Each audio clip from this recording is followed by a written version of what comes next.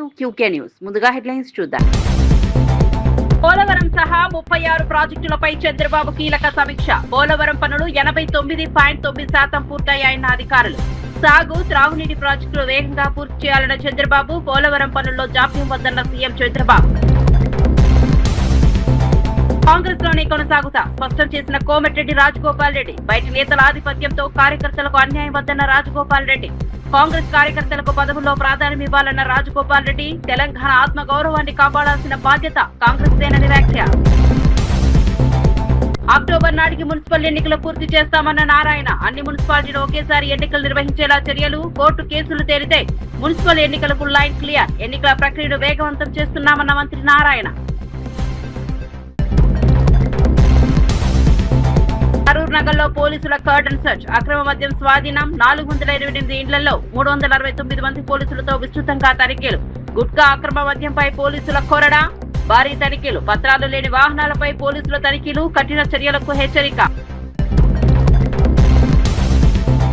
Sugar ఫ్యాక్టరీల మూసివేతపై Chandrababu సర్కార్పై Amarnath fire. 6 sugar ఫ్యాక్టరీలను మూసివేసే కుట్ర జరుగుతోందన్న అమర్నాథ్. గోవాడ షుగర్ ఫ్యాక్టరీని బినామీలకు అప్పగిస్తారా అన్న అమర్నాథ్. రైతుల, కార్మికుల ప్రయోజనాలకు వ్యతిరేకంగా నిర్ణయాలు వద్దన్న అమర్నాథ్. అమరావతిలో ముఖ్యమంత్రి చంద్రబాబు నాయుడు పోలవరం, వెలిగొండ ప్రాజెక్టుల పనుల పురోగతితో పాటు రాష్ట్రంలోని వివిధ సాగునీటి అంశాలపై సమీక్షలు నిర్వహించారు. రాష్ట్రంలో ప్రాధాన్యత క్రమంలో పూర్తి చేయనున్న 36 ప్రాజెక్టులపై అధికారులతో చర్చించారు. రిజర్వాయర్లలో నీటి నిల్వలు, నీటి విడుదలలో లోటు, వర్షపాతం, భూగర్భ జలాలు, త్రాగునీటి సరఫరా వంటి అంశాలపై సమీక్షించారు. జలధార, జలహారతి కార్యక్రమాల అమలుపై కూడా అధికారులకు ముఖ్యమంత్రి దిశానిర్దేశం చేశారు. పోలవరం ప్రాజెక్టులో ఇప్పటి వరకు 89.9% మేర సివిల్ పనులు పూర్తయ్యాయని అధికారులు ముఖ్యమంత్రికి వివరించారు. పోలవరం ఎడమ కాలువ పనులు యుద్ధ ప్రాతిపదికన కొనసాగుతున్నాయని తెలిపారు.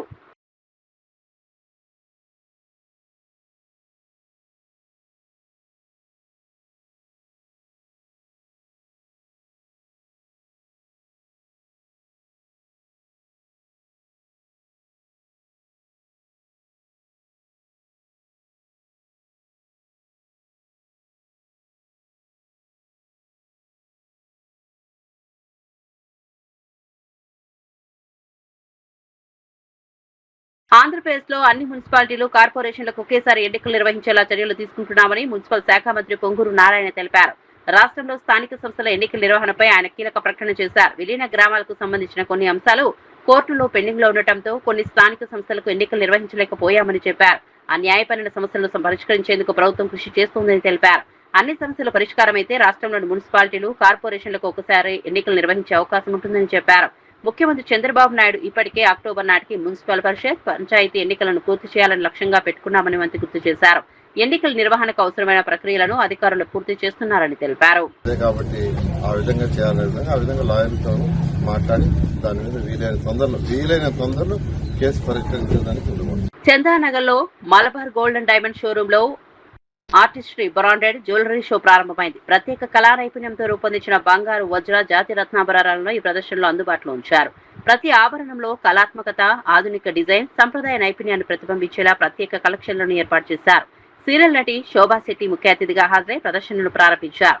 వినియోగదారులు, శ్రేయోభిలాషులు, మలబార్ గోల్డ్ అండ్ ప్రతినిధులు ఈ కార్యక్రమంలో పాల్గొన్నారు. మలబార్ గోల్డ్ కు చెందిన మైండ్ బ్రాండ్ లో ధృవీకరించిన వజ్రాభరణాలను ప్రదర్శిస్తున్నారు. వివాహాలు, పార్టీలు, ప్రత్యేక సందర్భాల కోసం ఎరా బ్రాండ్ లో వజ్రాలతో కూడిన వివిధ డిజైన్లను అందుబాటులో ఉంచారు. ప్రిఫర్డ్ బ్రాండ్ లో జాతి రత్నాభరణాలు, ఎలిత్ బ్రాండ్ లో హస్తకళా నైపుణ్యంతో రూపొందించిన ఆభరణాలు ప్రత్యేక ఆకర్షణగా నిలిచాయి. ఇక్కడికి అండ్ ఏం లాంచ్ ఆర్టిస్టరీ షో. సో ఈ రోజు నేను ఇక్కడికి వచ్చి ఆర్టిస్టరీ షోని ఇనాగ్రేట్ చేయడం అంటే నాకు చాలా హ్యాపీగా అనిపించింది. Thank you so much for this beautiful opportunity. And of course A collection చూడాలి తెలియట్లేదు. ముందుగా మీతో మాట్లాడిన తర్వాత వెళ్ళి అన్ని కలెక్షన్స్ అయితే నేను పర్సనల్గా ఎక్స్పీరియన్స్ చేయాలని అనుకుంటున్నాను. సో మీరేం చెప్తారు? Thank you very much for coming and it's a very great.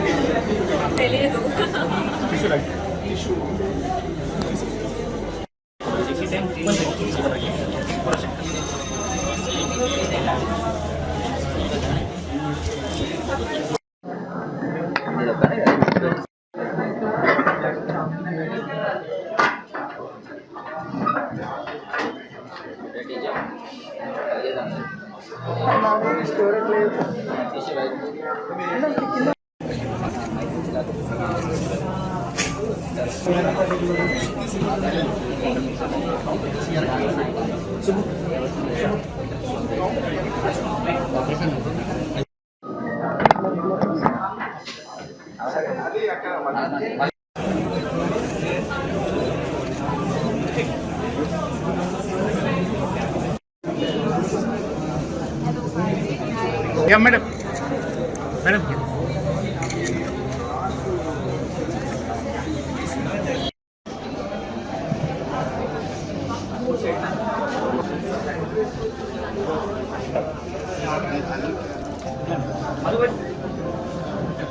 Sir wait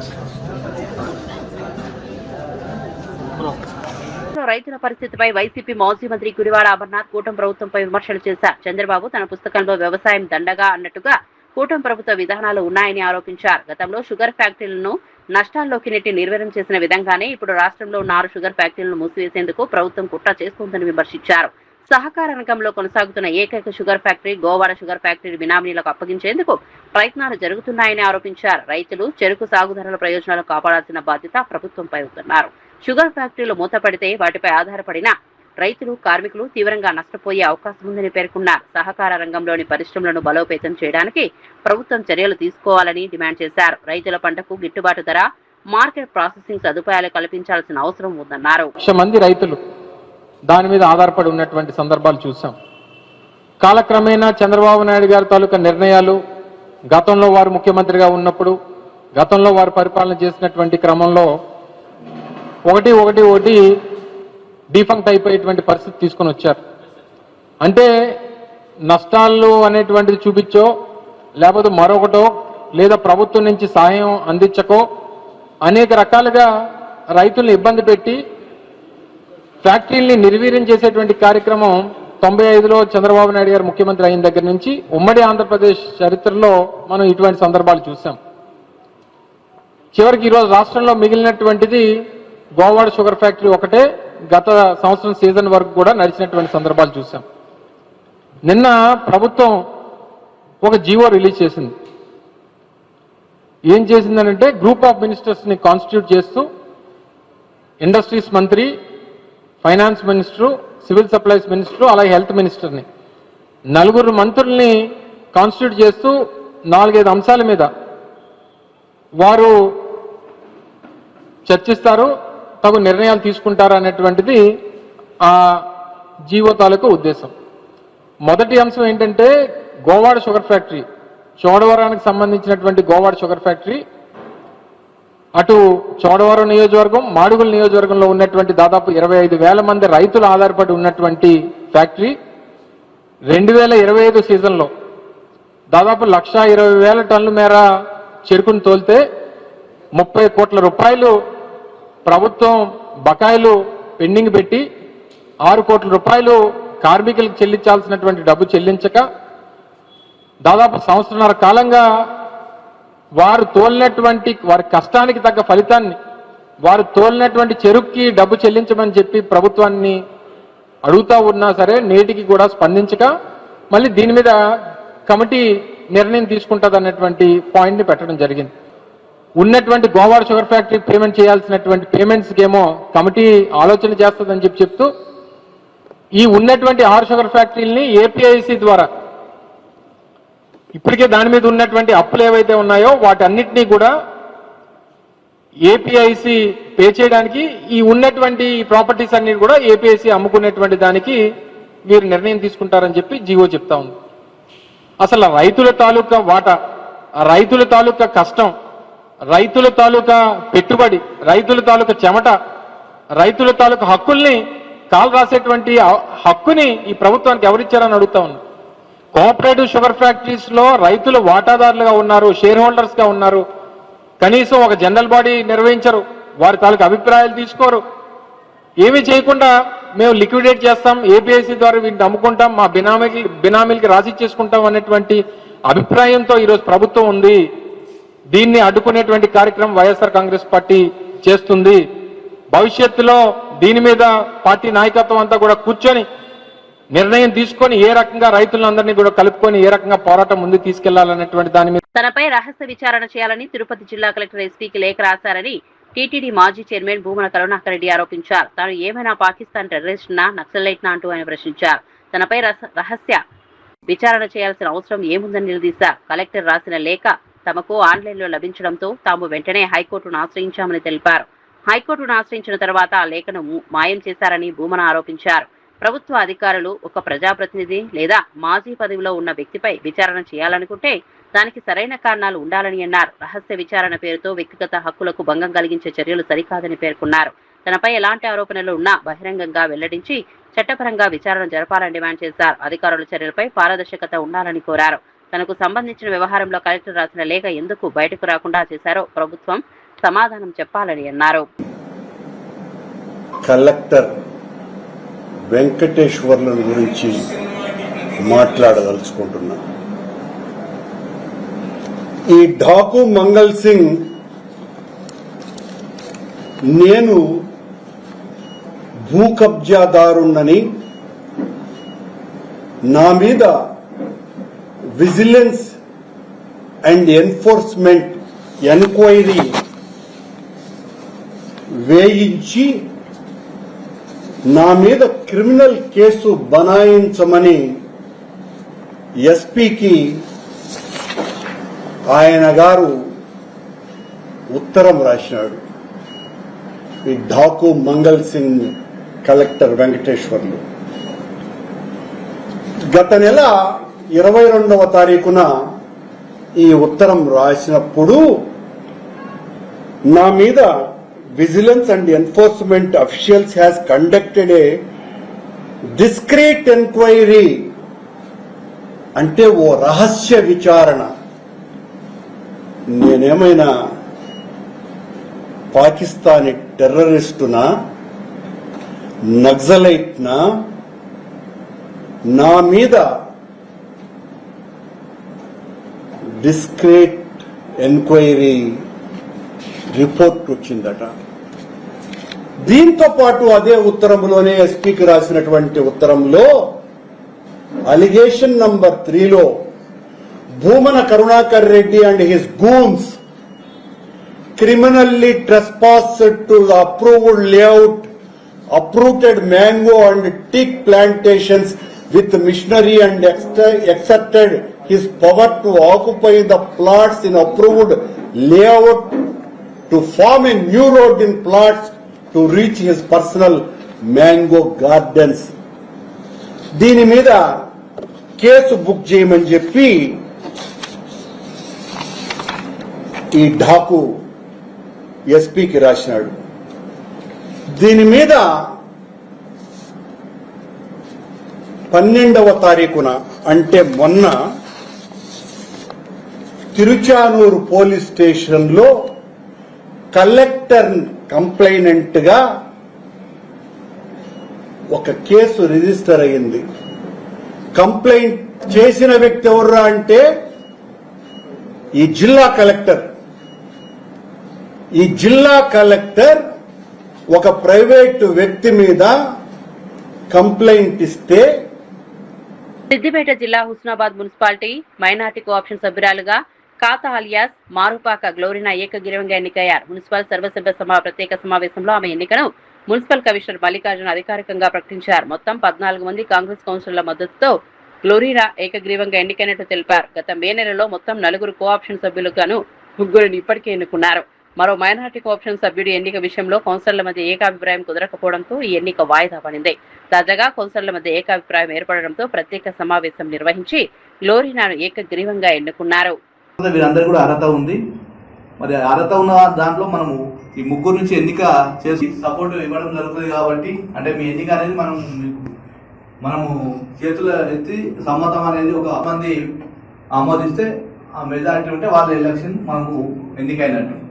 ఒకవేళ ఇప్పుడు మనం ఈ ఖాతా గ్లోరీనా పెన్షన్ సభ్యులుగా మేము మారుపాక గ్లోరీనా చేశాము.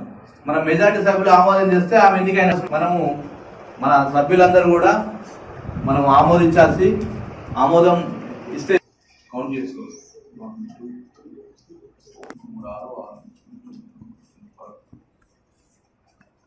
ఆప్షన్స్ ఆఫ్ చూద్దాం దయచేసి.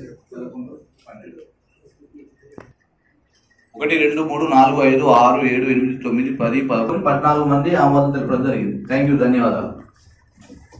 సో మరి ఈ ఎన్నికను ఇప్పుడు సంబంధించి మహిళా విభాగం నుంచి మరి కోఆప్షన్ సభ్యులుగా ఎన్నిక కావడం జరిగింది.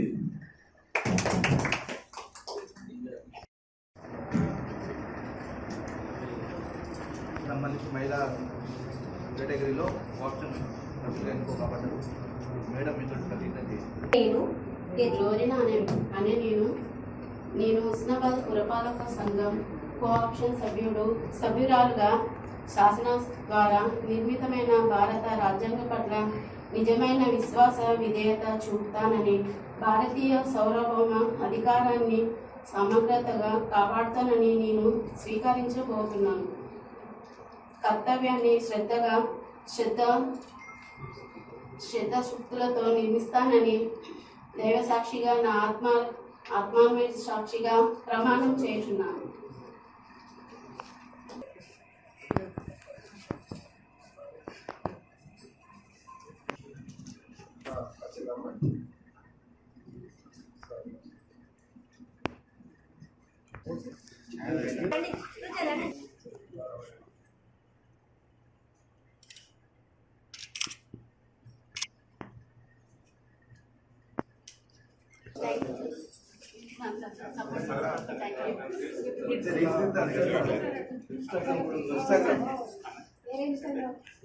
బీడీ కార్మికుల పెన్షన్ విషయంలో తెలంగాణ ప్రభుత్వాన్ని బీఆర్ఎస్ ఎమ్మెల్యే డాక్టర్ సంజయ్ ప్రశ్నించారు. ఉమ్మడి ఆంధ్రప్రదేశ్ లో పాలకులు బీడీ కార్మికులను పట్టించుకోలేదని అన్నారు.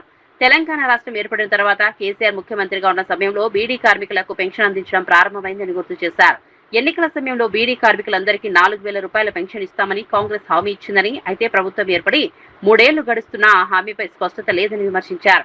అసెంబ్లీలో బీడీ కార్మికుల పెన్షన్ అంశాన్ని ప్రస్తావించినా ప్రభుత్వం కనీసం సమాధానం ఇవ్వలేదని అన్నారు. తాజాగా కొత్త పెన్షన్ దరఖాస్తు ప్రక్రియలో బీడీ కార్మికుల కోసం ప్రత్యేక కాలం కూడా పెట్టలేదని ఆరోపించారు. దీంతో ప్రస్తుతం పెన్షన్ పొందుతున్న బీడీ కార్మికుల పరిస్థితిపై ఆందోళన వ్యక్తం చేశారు. బీడీ కార్మికులకు ఉన్న పెన్షన్ తీసివేసే ప్రయత్నం జరుగుతోందా అని ప్రభుత్వాన్ని ప్రశ్నించారు. మొదట 1000 రూపాయల పెన్షన్, రెండోసారి 2018లో వచ్చిన తర్వాత ఎలక్షన్ అయిన వెంటనే 2000 రూపాయల పెన్షన్. ఎందుకంటే వాళ్ళు పడ్డ కష్టాలు, వాళ్ళు పడ్డ బాధలు వర్ణించలేని ఉంటుంది. అందుకని కేసీఆర్ గారు తెలంగాణ సోయి ఉన్నది కాబట్టి, తెలంగాణ ప్రజల బతుకు గురించి తెలుసు కాబట్టి ఆనాడు కేసీఆర్ గారు 2016 రూపాయల పెన్షన్లు బీడీ కార్మికులకు ఇచ్చినారు. దగ్గర మొత్తం బీడీ కార్మికులు ఆ రోజు 4,26,000 మందికి కేసీఆర్ గారు బీడీ పెన్షన్లు ఇచ్చినారు. ఇవాళ ముఖ్యమంత్రి గారు వచ్చిన తర్వాత ఈయన ఏం చెప్పినాడు చూడండి ఒక్కసారి.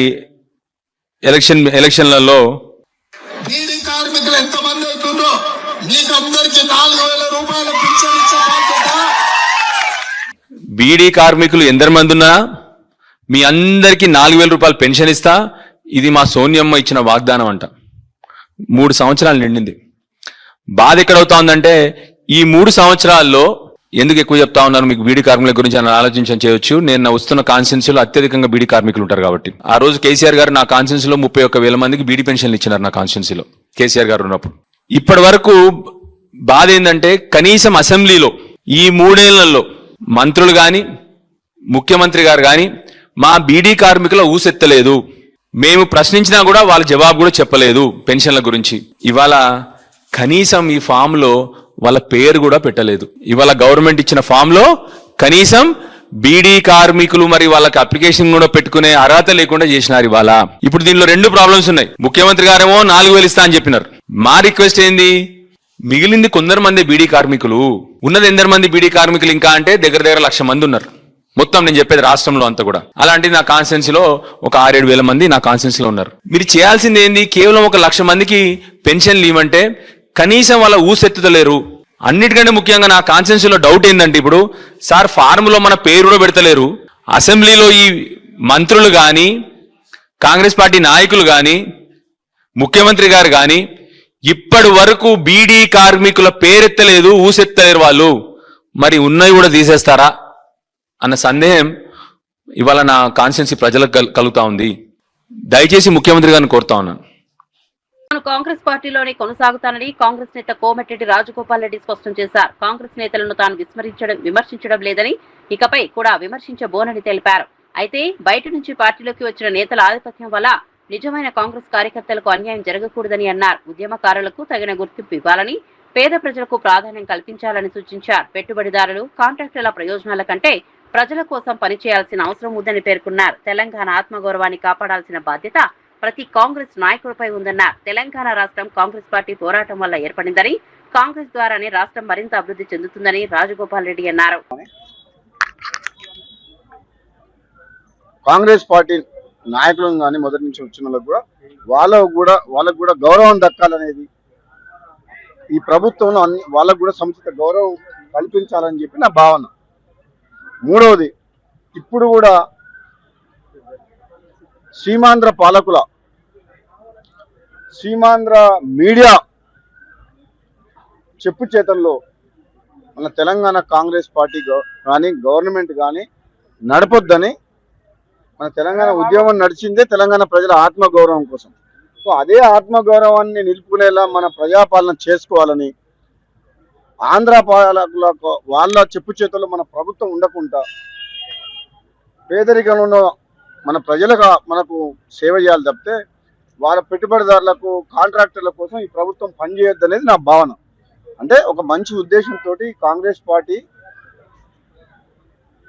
ఎక్కడ ప్రజలలో బలహీన పడుతుందనే ఉద్దేశంతో ఒక కాంగ్రెస్ పార్టీ సైనికుడిగా ఎంతో మందికి అన్యాయం జరుగుతుందన్న భావన ఉన్నది కాబట్టి వాళ్ళందరికీ ధైర్యం చెప్తూ తప్పకుండా కాంగ్రెస్ పార్టీ కార్యకర్తలకు న్యాయం జరుగుతుంది.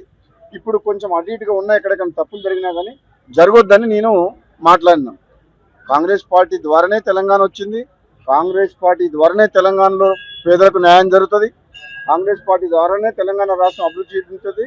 ఇవన్నీ కూడా పలు ప్రాంతాల్లో భారత సైన్యం పెట్రోలింగ్ చేయకుండా చైనా అడ్డుకుంటోందని లోక్సభ ప్రతిపక్ష నేత రాహుల్ గాంధీ ఆరోపించారు. ఈ పరిణామం చాలా ఆందోళనకరమైనదని ఆయన వ్యాఖ్యానించారు. అంతకంటే ఆందోళన కలిగించే విషయం కేంద్ర ప్రభుత్వం నుంచి ఎలాంటి స్పందన లేకపోవడమేనని అన్నారు. రక్షణ మంత్రి రాజ్నాథ్ సింగ్, కేంద్ర హోంమంత్రి అమిత్ షా, ప్రధాని నరేంద్ర మోదీ ఈ అంశంపై స్పష్టమైన సమాధానం ఇవ్వాలని రాహుల్ గాంధీ డిమాండ్ చేశారు.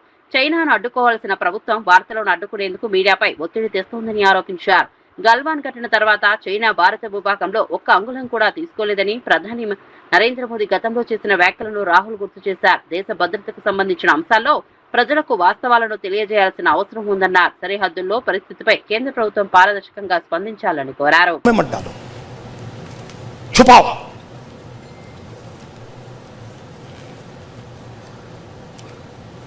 सीधा बिना सोचे समझे देश का नुकसान कर रहे हैं. मैंने देखा, नहीं मैंने अपनी आंखों से देखा. गलवान के बाद प्रधानमंत्री आए, जूम कॉल थी.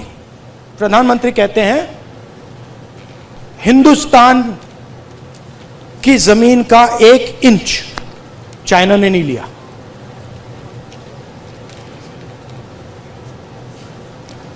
उसके बाद आर्मी कहती है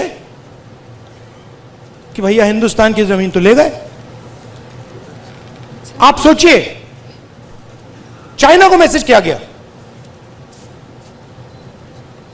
चाइना के नेगोशिएटर्स ने हमारे नेगोशिएटर से कहा कि आप क्या बकवास कर रहे हो, आपके प्रधानमंत्री ने बोला हमारी आपकी जमीन नहीं गई. फैक्ट बोल रहा हूं आपको. आर्मी कह रही है कि भैया हमारी जमीन गई. चाइना का नेगोशिएटर कह क्या बकवास कर रहे हो, तुम्हारा तो प्रधानमंत्री कह रहा है नहीं गई है, जाके उनसे बात करो. तो इन्होंने इंटरनली देश को खत्म कर दिया है, फॉरेन पॉलिसी उड़ा दी है, और सारा का सारा काम अपना जो पॉलिटिकल स्ट्रक्चर है उसको फाइनेंस करने के लिए, अदानी जी का पैसा लेने के लिए ये उन्होंने किया है. కాంగ్రెస్ ప్రభుత్వంపై మాజీ మంత్రి ఎమ్మెల్యే మల్లారెడ్డి తీవ్ర విమర్శలు చేశారు. గత ప్రభుత్వ హయా సమయంలోని 22A నిబంధనల ఇప్పుడు ఎలా వచ్చిందో ప్రభుత్వం స్పష్టత ఇవ్వాలని డిమాండ్ చేశారు. భూముల విషయంలో కొత్తగా అమల్లోకి వచ్చిన నిబంధనలపై ప్రజలకు అనేక అనుమానాలు ఉన్నాయని పేర్కొన్నారు. ముఖ్యంగా బొమ్రాస్పేటలోని సుమారు 1000 ఎకరాల భూమి వ్యవహారంపై మల్లారెడ్డి ప్రశ్నలు సంధించారు. ఈ భూమి చివరకు ఎవరి పేరు మీదకు వెళ్తుందో ప్రభుత్వం స్పష్టం చేయాలని డిమాండ్ చేశారు. భూములపై ప్రభుత్వ నిర్ణయాలు పారదర్శకంగా ఉండాలని అన్నారు. రైతులు భూ యజమానులకు ఇబ్బందులు కలగకుండా నిబంధనలను అమలు చేయాలని సూచించారు. 22A నిబంధనను ఎందుకు తీసుకొచ్చారు, దానివల్ల ఎవరికి ప్రయోజనం కలుగుతుందనే అంశాలను ప్రభుత్వం ప్రజలకు వివరించాలని కోరారు. భూముల వ్యవహారంలో ఏవైనా అక్రమాలు ఉంటే వాటిపై విచారణ జరపాలని డిమాండ్ చేశారు. మరి 22A సీఎం తెలియదా, కలెక్టర్లకు తెలియదా, రెవెన్యూ మంత్రికి తెలియదా? ఇది ఎందుకు వచ్చింది 22A? ఎన్నడూ లేని 70 సంవత్సరాల సంది పట్టాలున్నాయి, వ్యవసాయం చేసుకుంటారు, పాస్బుక్లు ఉన్నాయి, ధరణి ఉన్నాయి, ఆంధ్రప్రదేశ్ పాస్బుక్లు ఉన్నాయి, కొత్త పాస్బుక్లు వచ్చినాయి, భూభారతి వచ్చినాయి. కానీ 22A అడికెళ్ళి వచ్చింది, ఎందుకు వచ్చింది, ఎవరు తెచ్చిర్రు? వీళ్ళంతా నిద్రపోతుర్రా? ఏం చేస్తున్నట్టు గవర్నమెంట్? ఇంతమందిని అల్లా కొల్లం రియల్ ఎస్టేట్ వ్యాపారస్తులను, భూస్వాములను, వ్యవసాయం చేసుకుంటున్న రైతులను, ఏదైనా చిన్న చిన్న ప్రతి ఒక్క దాంట్లో 22A. మళ్ళా వాళ్ళే ఎంఆర్ఓ తానికి వెళ్ళి, ఆర్డీఓ తానికి వెళ్ళి, కలెక్టర్ తానికి వెళ్ళి, మంత్రి ప్రతి పైరవ్ చేసుకొని మళ్ళా రౌండ్ గా చక్రం కొడితే గానీ అది బయటికి వస్తలేదు. నిన్న మాత్రం దయదలిచి కనుకరించిండే మన సీఎం, నేను 22A ఉంటే అందరినీ కాపాడుతా అని. చాలా మంచి మాట చెప్పినావు. మరి 22 ఎట్లా వచ్చిందో నువ్వు ఎంక్వైరీ చేయవా? నీ బాధ్యత కాదా? నువ్వు సీఎం కాదా మన రాష్ట్రానికి? అదంటే నిన్న బాధ్యత గల సీఎం లెక్క ఒక మాట ఇచ్చినావు, నేను ఇది కాపాడుతా అని. మరి ఇదేంటి బొమ్మరాజపేట ల్యాండ్ 1000 ఎకరాలది, ఇది నీకు బాధ్యత కాదా? స్థానిక కాంగ్రెస్ నాయకులకు బాధ్యత లేదా? ఎవరు చేస్తున్నారు ఇదంతా? చేతవాడి చేస్తున్నా? చేతవాడితో అవుతుందా? ఈ నంబర్లన్నీ ఎవరు మారిపోతున్నాయి? ఎట్లా చేతవాడితో మారిపోతున్నాయా? ఎవరిని తెలుస్తలేదా? ఎట్లకెళ్ళి మారుతున్నాయి ఈ నంబర్లన్నీ? ఎవరి పేరు మీద చెప్తున్నాయి? ఐటీసీ కంపెనీది 50 ఎకరాలు మాయమైపోయింది. మరి చేతవాడి మాయం చేసిరా? ఎట్లా మాయం చేసిరు? ఈ భూమి ఎవరి పేరు మీద పోయింది? ఎవరికి ఎక్కుతున్నది? ఎందుకు ఎక్కుతున్నది? ఎందుకు చేస్తున్నారు? 50 ఈయనది పాస్బుక్ 1975 లో ఉంది. 50,000 అయిపోయింది పాస్బుక్ వచ్చి, ప్రొసీడింగ్ వచ్చి. కరూర్ నగర్, భగత్ సింగ్ నగర్ లో పోలీసులు భారీగా గార్డెన్ సెర్చ్ నిర్వహించారు. మొత్తం 428 ఇళ్లలో 369 మంది పోలీసు సిబ్బందితో విస్తృతంగా తనిఖీలు చేపట్టారు. అక్రమ కార్యకలాపాలను గుర్తించడంతో పాటు అనుమానాస్పద వ్యక్తులు, వస్తువులు, వాహనాలపై పోలీసులు ప్రత్యేకంగా దృష్టి సారించారు. ఇళ్ల తనిఖీల్లో అక్రమంగా నిల్వ చేసిన మద్యం, నిషేధిత పొగాకు ఉత్పత్తులు, గుట్కా వంటి వస్తువులను గుర్తించి స్వాధీనం చేసుకున్నారు. సరైన పత్రాలు లేని వాహనాలను కూడా పోలీసులు గుర్తించి పరిశీలించారు. కాలనీలో ఎలాంటి అసాంఘిక కార్యకలాపాలు జరుగుతున్నాయన్న కోణంలోనూ తనిఖీలు నిర్వహించారు. నేరాల నియంత్రణ, ప్రజలకు భద్రత కల్పించడమే లక్ష్యంగా గార్డెన్ సెర్చ్ చేపట్టినట్లు పోలీసులు తెలిపారు.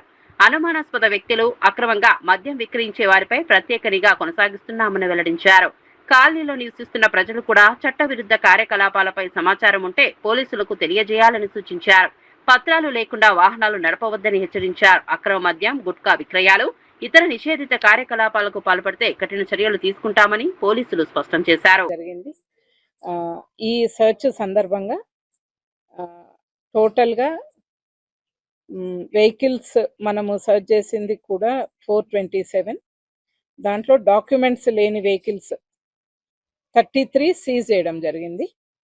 అండ్ వెహికల్స్ చెక్ చేసినప్పుడు వైలేషన్స్ ఉండి చాలాను కట్టనివన్నీ కూడా 1,62,000 చాలాను మనము వాళ్ళతో పే చేయించడం జరిగింది, చాలాను రియలైజ్ చేయడం జరిగింది.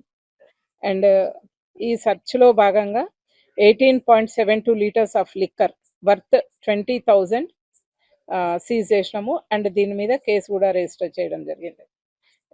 గుట్కా ప్యాకెట్స్, టొబాకో ప్రోడక్ట్స్ ఇల్లీగల్గా సేల్ చేసేవి వర్త్ 14,292 సీజ్ చేయడం జరిగింది. అండ్ 3 సస్పెక్ట్స్, 4 రౌడీ షీటర్స్ని వాళ్ళని కౌన్సిలింగ్ చేయడం జరిగింది. అండ్ దీంట్లో పాపిలాన్ డివైస్ సర్చ్ అండ్ వాళ్ళ ఫోన్ నెంబర్స్తో కూడా చాలా మందిని సర్చ్ చేసి సస్పెక్ట్స్ ఎవరైనా ఉన్నారో అనేది కూడా వెరిఫై చేయడం జరిగింది. ఇది 2 hours సర్చ్ ఆపరేషన్లో మేము చేసిన అవుట్కమ్ ఇది. అండ్ ఇది ఎవ్రీ 1 month 2 months అట్లా కంటిన్యూ చేయడం జరుగుతుంది. సో దట్ ఈ ఏరియాలో ఎట్లాంటి ఇల్లీగల్ యాక్టివిటీస్ ఉండకుండా పీస్ఫుల్గా సొసైటీ ఉండేదానికి ఈ ఆపరేషన్ చేస్తుంది. Thank you. పోలవరం సహా 36 ప్రాజెక్టులపై చంద్రబాబు కీలక సమీక్ష. పోలవరం పనులు 89.9% పూర్తయ్యాయన్న అధికారులు. సాగు, త్రాగునీటి ప్రాజెక్టులు వేగంగా పూర్తి చేయాలన్న చంద్రబాబు. పోలవరం పనుల్లో జాప్యం వద్దన్న సీఎం చంద్రబాబు. కాంగ్రెస్ లోనే కొనసాగుతా స్పష్టం చేసిన కోమటిరెడ్డి రాజగోపాల్ రెడ్డి. బయటి నేతల ఆధిపత్యంతో కార్యకర్తలకు అన్యాయం వద్దన్న రాజగోపాల్ రెడ్డి. కాంగ్రెస్ కార్యకర్తలకు పదవుల్లో ప్రాధాన్యం ఇవ్వాలన్న రాజగోపాల్ రెడ్డి. తెలంగాణ ఆత్మ గౌరవాన్ని కాపాడాల్సిన బాధ్యత కాంగ్రెస్ దేనని వ్యాఖ్య. అక్టోబర్ నాటికి మున్సిపల్ ఎన్నికలు పూర్తి చేస్తామన్న నారాయణ. అన్ని మున్సిపాలిటీలు ఒకేసారి ఎన్నికలు నిర్వహించేలా చర్యలు. కోర్టు కేసులు తేలితే మున్సిపల్ ఎన్నికలకు లైన్ క్లియర్. ఎన్నికల ప్రక్రియను వేగవంతం చేస్తున్నామన్న మంత్రి నారాయణ. కరూర్ నగర్లో పోలీసుల కర్టన్ సెర్చ్. అక్రమ మద్యం స్వాధీనం. 428 ఇండ్లలో 369 మంది పోలీసులతో విస్తృతంగా తనిఖీలు. గుట్కా అక్రమ మద్యంపై పోలీసుల కొరడా. భారీ తనిఖీలు. పత్రాలు లేని వాహనాలపై పోలీసుల తనిఖీలు. కఠిన చర్యలకు హెచ్చరిక.